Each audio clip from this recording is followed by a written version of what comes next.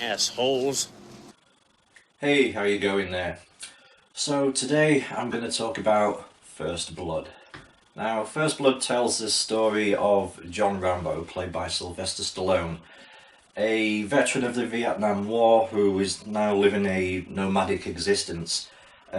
He runs afoul of a small town sheriff's department headed by Sheriff Teasel, played by Brian Dennehy. While being held in custody, Rambo is, shall we say, mistreated by the other deputies, and this triggers flashbacks of his time as a POW in Vietnam. He flips his shit and basically beats his way out of custody and escapes into the surrounding woodlands.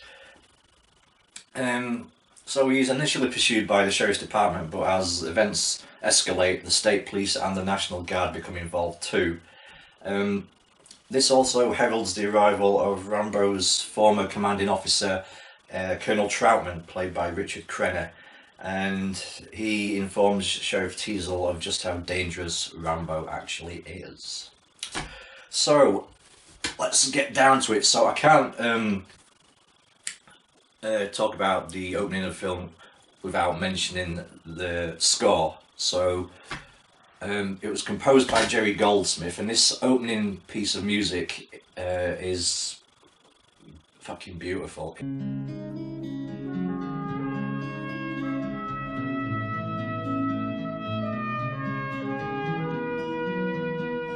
It encapsulates the solitary nature of the character of John Rambo, and also like the tragedy of his life, really.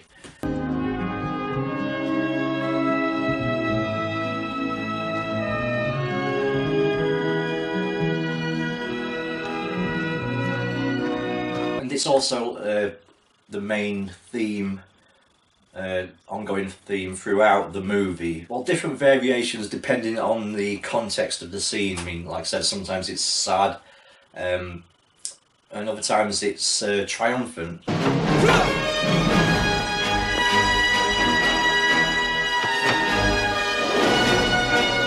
And it's just fucking, it's just great. But I'll get back to the music as we go on. So the film opens with Stallone, Rambo. He visits the home of one of his old army buddies. Was it Delmore Berry? Excuse me, can you tell me this, where Delmar Barry lives? He ain't here. He's informed by, I'm assuming maybe Berry's wife, that this guy actually died the previous year from cancer. Brought it back from Nam. All that orange stuff that spread it around. Stallone's performance in these opening few minutes is one of the highlights of the film for me, really, because it's the first and not the last time, but one of the few times we see Rambo as like just a human. And there's Delmar right in the back. He had to put him in the back because he's so big. If he didn't, he'd take up the whole picture. Look how big he is. Delmar's gone. What time will he be back? He died. What? Is just wonderful. It's just great. It's just a great piece of like subtle like acting from Stallone.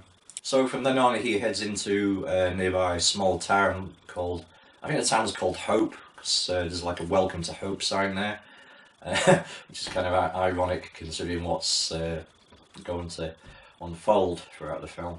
And at this juncture, Sheriff Teasel, Brian Dennehy, he sees Rambo and he doesn't like the look of him. You know, wearing that flag on that jacket, looking the way you do, you're asking for trouble around here, friend. So he kind of escorts Rambo to the other side of the town. You got someplace I can eat around here? There's a diner about 30 miles up the highway. Is there any law against me getting something here? Yeah, me. Basically, Teasel says, we don't want your kind in our town. You know, just really, really prickish about it. If you want some friendly advice, a haircut and take a bath. You wouldn't get hassled so much. Hope this ride helped you out. And Rambo thinks, well, fuck this guy, and just, starts walking back into town. Where the hell do you think you're going? Hey, I'm talking to you, goddamn. And Rambo's like ignoring him, so Teasel arrests him. Why would you be carrying a knife like this? Hunting. Don't be a wise guy. What do you hunt with a knife? Aim it. So Teasel then proceeds to take Rambo back into town and to put him into custody in the sheriff's office. This whole scene in the, what do you call it, a police station or a sheriff's department, whatever you call it, in the sheriff's building. This scene is one of the film's highlights for me because it shows the slow disintegration of Rambo's psyche as he starts having flashbacks to his interrogation and torture at the hands of the Viet Cong when he was in Nam. Your name? Your name?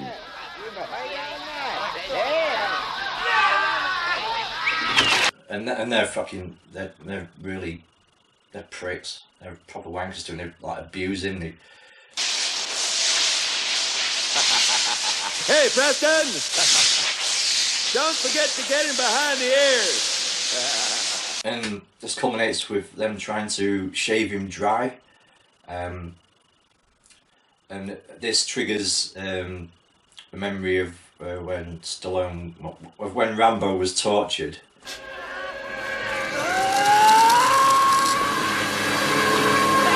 And this scene where he has the psychotic break, I don't care how much of a pacifist you are, but you're like, yeah, go on, Rambo, kick the fuckers, fuck those cocksuckers up, which he does. You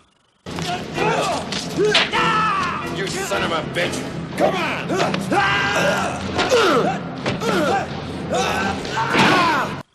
And he comes bursting out the front door, and that's where Goldsmith's score kicks in again.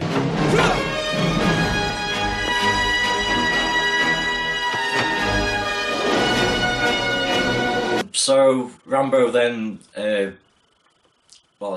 he bike jacks a dude, if that's a word, and then rides off through the town and out into the surrounding woodlands, pursued by Teasel and the rest of the deputies. This subsequent chase scene is really fucking, gets the adrenaline going. It's really exciting.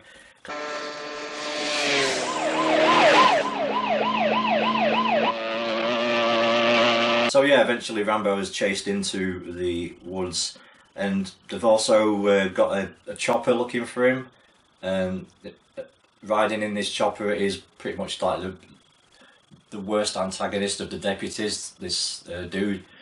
And Rambo's he starts to climb over a cliff face to escape the other deputies, and then this wanker in a chopper starts taking shots at him. So to avoid, he's trying to kill him. This dude, this prick, he's trying to kill him in cold blood. Yeah. And so Rambo takes a dive off the cliff face and into some trees. Stallone did this stunt, but I don't think he did all of it. I can't see him have been allowed to do all of it because it is just a jump from the fucking cliff face into the trees. But there is part of it where it is him as a few shots, because he did actually break a couple of ribs doing that stunt. And I think you can see the shot where he does it because he hits a branch there as he's falling. So that could be that could be the point where he busted his ribs. Again, you have to give kudos to Stallone for doing this kind of shit. I mean, and the chopper spots him again, and he's hiding behind a tree, and this cunt deputy's taking shots at him. So to try and stop them, Rambo grabs a rock and lobs it at the helicopter, and it hits the windscreen, and it causes the pilot to whoa, and this arsehole sheriff deputy falls out and is killed.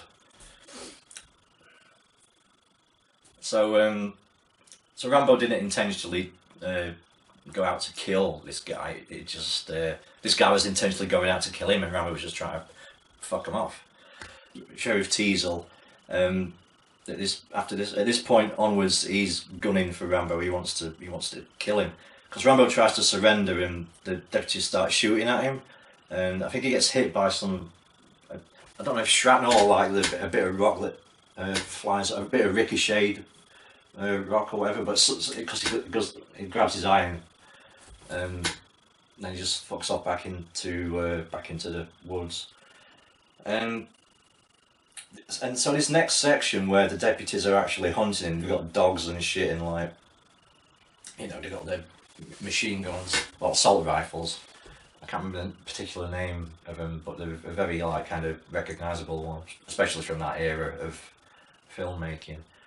And this is where Stallone, or Rambo, this is where Rambo wages guerrilla war on them. It makes up booby traps, so like there's one dude who gets like the spikes in his legs, he stabs David Caruso, looks like he stabs him in the arse. Oh yeah, I forgot to mention a very early appearance by David Caruso as one of the deputies, who of course went on to star in, was it NYPD Blue and also CSI Miami after that. So yeah, he gets stabbed in the arse and he's out of the film for the rest of it. Anyway, to cut a long story short, it disables the deputies one by one, and the last one he comes across is Sheriff Teasel. So it's one of the classic kind of moments where he's like, "I'll give you a war you won't believe. Let it go. Let it go." I just love how he says that. It's pure menace and stuff. And Let it go. Let it go. And this whole section has like a kind of horror tone because it's got like thunder and lightning, and like I said, the booby traps, and like these deputies are like one deputy who gets like the spikes through the top of his legs. He's like, "Ah, help me!" and it's screaming and stuff, and yeah, and as well as the other one who got stabbed in the ass, and mixed in with like the thunder and the lightning, it gives it a real kind of, I don't know what you, not macabre, not goth, kind of gothic-y, kind of horror, old world horror, old school horror kind of vibe or tone. That's just what I got out of it anyway. So the deputies they retreat back to town, and they call in the state police and the National Guard. And like I said, this also heralds the arrival of Colonel Troutman, played by Richard Crenna. I've come to get my boy. Your boy? I recruited him. I trained him. I commanded him in Vietnam for 3 years. Initially, he comes off as a bit of an arrogant, well, not an arrogant prick, but just, well, kind of an arrogant prick. But only initially he comes off as that, really, because he's like going, you know, I trained, yeah, that was it. God didn't create Rambo, I did. And it's like, we trained him to kill, period. And it's like, yeah, okay, dude, rein it in a bit. You don't need to sell this dude to us, because he seems to come off a bit indifferent, a bit uncaring towards Rambo and what's going on exactly. But he just keeps telling Teasel like, look, you can't send people out after him because they're just going to come back in a body bag, basically. Well, if you send your people in there after him, they'll get killed. It's like there's no question, there's no contest. Rambo will kill him because he's that good. And this, of course, this pisses Teasel off even more. And he's like, you know, fuck you, you know, we're gonna get this guy. Oh, I should say, when the deputy fell out of the helicopter, Rambo took his rifle and his radio, and so the National Guard and the state police and such, excuse me, they use Colonel Troutman to try and get a response from Rambo so he can get a fix on his position through the signal on the radio. So then they do this, and then they send out the National Guard after him, and they end up chasing him into, it's like a mine shaft, but it also leads into like an abandoned mine shaft. It also leads into caves and such. And these National Guardsmen, you know, like weekend warriors, they're a very bunch of pricks, just like the deputies were. And they're all like, Yahoo, motherfucker! And then Rambo starts, you know, he starts shooting back at him with the rifle he's got, and they all start pooing them pants. And it's like, I'm not going after him now. But one of them's got a rocket launcher, so they shoot that at the mine shaft and it blows it all up. And they think they've like killed him and it's over. Rambo's escaped into these caves and such, these old mine shafts, whatever they are. So it seems where Rambo's going through the tunnels, they're only lit by, as far as I know, they only seem to be lit by this this torchlight, you know, like the flaming torch. I really liked that cinematography aspect of it. It had a real kind of guerrilla warfare grit to it. It had a reality to it, you know. And you know, because he's down there, he's walking through all this like shitty kind of sewer water, and he gets attacked by rats at one point and stuff, so he has to fuck them up. So anyway, while Rambo's down in this shit, Sheriff Teasel and Colonel Troutman are back in town and at the local like bar, or saloon, whatever you want to call it. Believing Rambo is dead, Teasel and Troutman, they share some dialogue regarding the ethical grey area of the preceding events. I wanted to kill that kid. Well, I wanted to kill him so bad I could taste it. Doesn't sit well with that badge. It can get confusing sometimes. At this juncture, Rambo finds his way back out of the cave system and sees an army convoy for the National Guard. So he carjacks one of the trucks and finds out that in the back of it is an M60 machine gun, you know, the belt-fed jobby. It's on the posters for First Blood, a lot of them, but, you know, it's just like pretty badass looking gun. And so, so Teasel knows Rambo's on his way back, so he issues an alert. Attention all civilians. For your own safety, please evacuate the streets immediately. Remain indoors until you receive further instructions. Rambo arrives back in town, it's night time.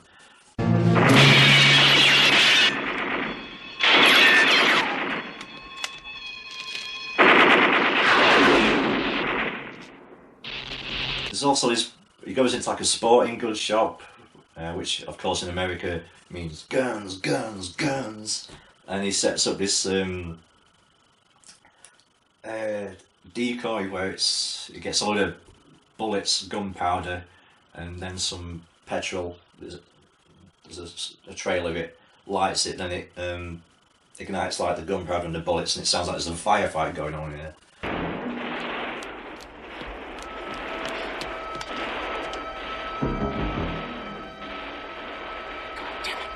And Teasel's like, what the fuck? And then Rambo starts shooting the power lines, so the lights are going out all over town. And he's doing this to draw out Teasel. He does initially, and then he finally spots him on the top of the roof of the sheriff's department. So then he heads into there, and it's kind of like there's a bit of a cat and mouse standoff between Teasel and Rambo as the light kind of try to listen out for where each of it. Yeah, there's that anyway.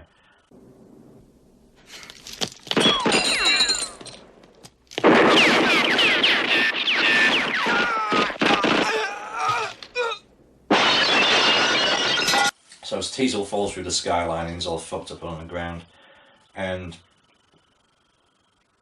Rambo like approaches him with the M60, and Teasel's saying like, "Dude, you crazy son of a bitch," and we don't know whether or not Rambo really was intending just to shoot him, because when Rambo's got the gun pointed at Teasel, Troutman turns to him and like says, "Rambo, stop it!"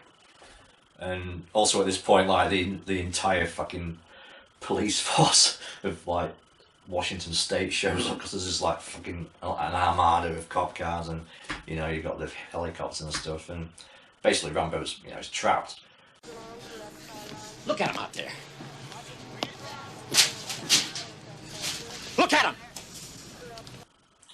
So Troutman's trying to talk him down, and while he's doing his Rambo's just like arming him. He's getting like wet rifles out of the cupboards and stuff in the sheriff's department. He's like, you know, arming himself back up for like the final stand or whatever. If you don't end this now, they're gonna kill you. Is that what you want? Well, is it what he wants? Yeah, you know, suicide by cop or a lot of cops. You know, It's over, Johnny. It's over! Nothing is over! Nothing!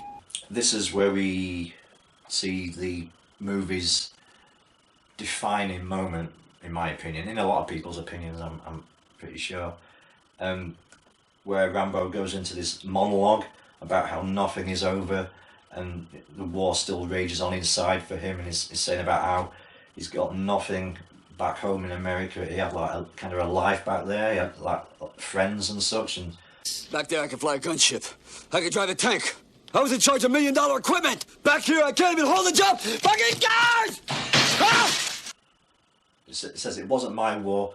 You came to me, I didn't come to you. So I don't know if like I don't know if Rambo was initially supposed to have been drafted to Vietnam. You know, not gone voluntarily. Then he just collapses and starts like disintegrating and crying like. I can't. Oh, just. Oh, God. Where's everybody? And Stallone's fucking performance in this bit, it's beautiful. You know, it's heartrending because he starts going on about this time when he's in a bar in Saigon with his friend. We're in this bar in Saigon, and this kid comes up. This kid carrying a shoeshine box, and he says, "Shine, please, shine." The box is wired, and Stallone goes to get a couple of beers. His mate gets blown apart, and He's got blood and everything, and I'm trying to hold them together. I put them together, his fucking insides keep coming out, and nobody would help. And because he's like blubbering and crying, it's kind of hard to understand a lot of what he's saying in it. I mean, I watched it last night for purposes of this review, and I had the subtitle. I put the subtitles on for this section just so I could know exactly what he's saying, and it's fucking brilliant. It's just like, well, that's not that, but and he's saying about how he had to. His friend saying, "I just want to go home, Johnny," and he's like, he has to hold his friend's guts in, and he kept falling out his legs. And he said, "I want to drive my Chevy." He said, "You can't get on fucking legs." I want to go home, Johnny. I want to drive my Chevy. I said, "Well, what? I can't find your fucking legs. I can't find your legs." And he's just, oh man, I can't do it justice how good it is.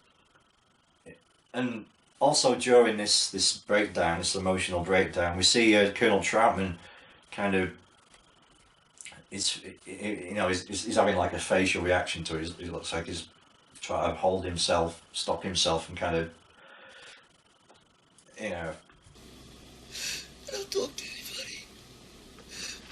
Sometimes a day. Sometimes a week. At the end of this monologue, Rambo's like, "Please, please," and like, it's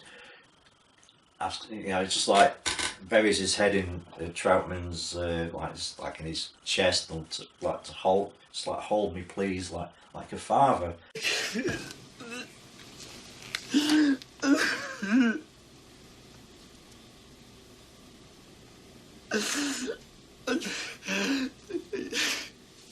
And Troutman does hold him like a father. You can see like the grief in Troutman's face as well. So after this scene, Rambo does surrender and is walked out by Troutman,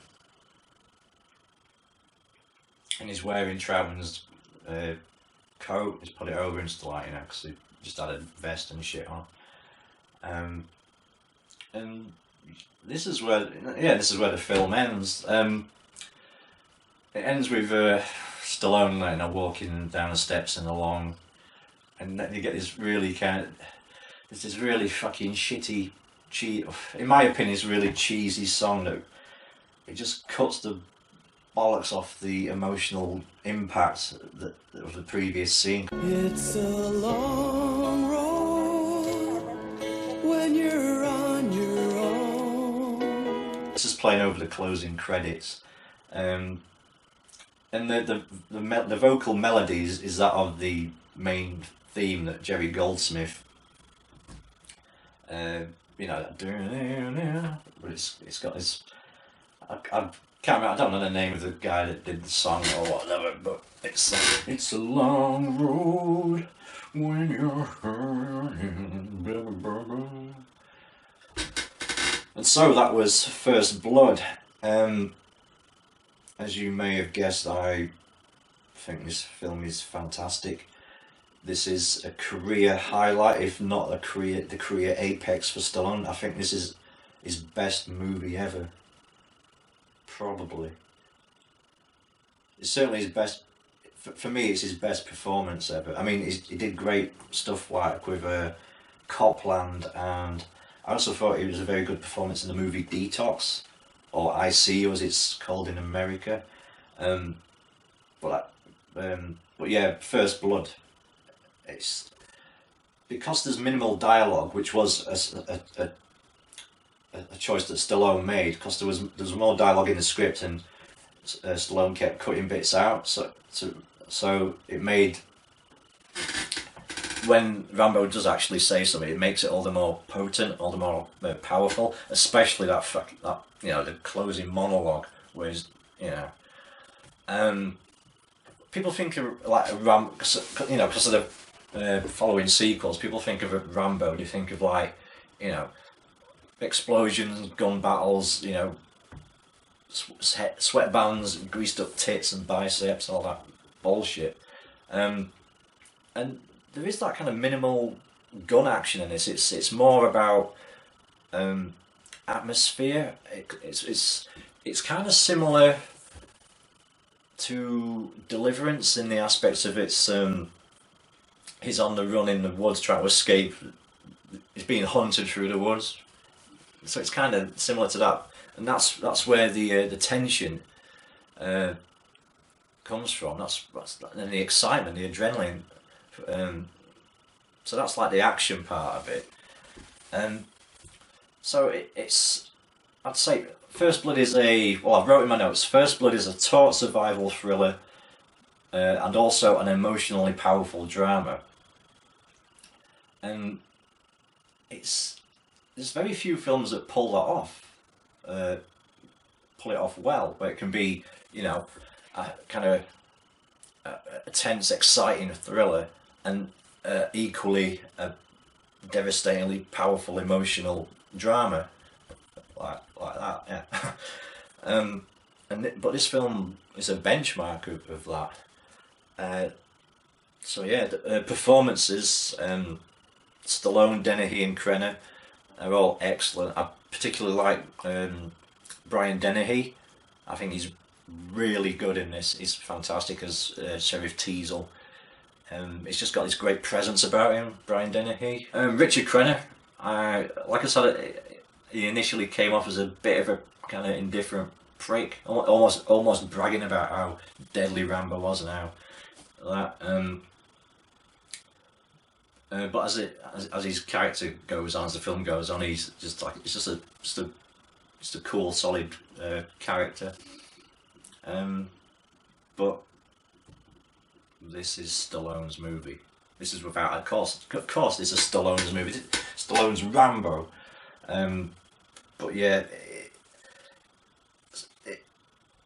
like I said, it was minimal dialogue, so a lot of it was, he emoted a lot with his face, particularly in the scenes where he's being held in custody and he's having, like, he's looking around and he's having little flashbacks, getting reminded of stuff from his time as a POW. And at one point when they're trying to dry shave him, and it's where you kind of, you can see the fear in him, and he just kind of he like relents and just says, okay, please, and shit. And it's just really, it's just fucking phenomenal, you know. On the cinematography, you know, the surrounding woodlands and mountain areas of, was it filmed? I can't remember what it was filmed. I don't think it was filmed in Washington State. was it British Columbia? Maybe something like that. Regardless, the outdoor scenery, it's just used beautifully. Some really great shots, you know, it really opens up the landscape, and then it also kind of, you get some really good claustrophobic stuff. And of course, Jerry Goldsmith's score is fantastic. I mean, adding genuine tension and excitement to the action and heartbreaking emotion to the opening and closing of the movie.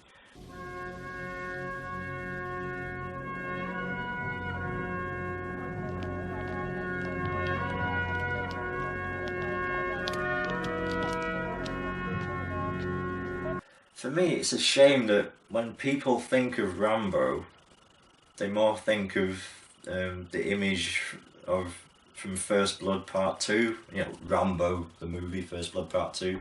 Like I said, where it's all machine guns and oily nipples and star-spangled fucking rocket launch, all that nonsense. And it seems like First Blood got buried in the pop culture of Rambo. It got submerged by the pop culture of the one-man army as Rambo, like First Blood Part 2 and, well, Rambo 2, Rambo 3 I'll call them that.